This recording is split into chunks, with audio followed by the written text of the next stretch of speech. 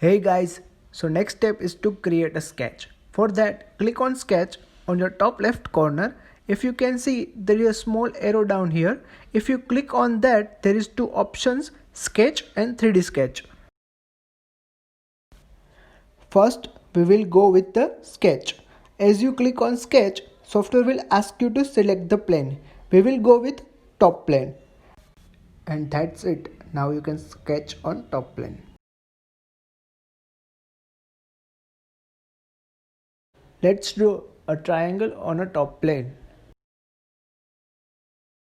To exit out of sketch, there is two options, exit and cancel. Press on exit. Your sketch will be saved and showed in features tree on the left side. If you want to edit the sketch, right click on that. Now you can see a button with the pencil. Click on that and you will be able to edit the sketch. If you want to delete your sketch, right click on that, press on a delete.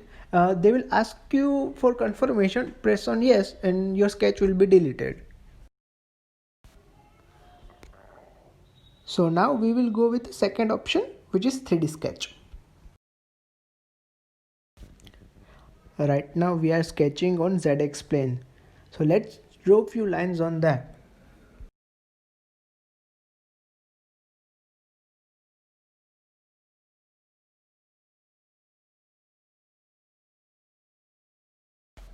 By pressing middle mouse button, you will be able to change perspective in 3D space. Now if I press tab on my keyboard, you can see that the plane you are drawing is changed. So by clicking on tab, you will be able to change plane of your sketching. Now to get out from the line tool, press escape. Now if you click on close button, a pop-up will show up. If you click on discard and exit, your sketch won't be saved and it won't show you on features tree.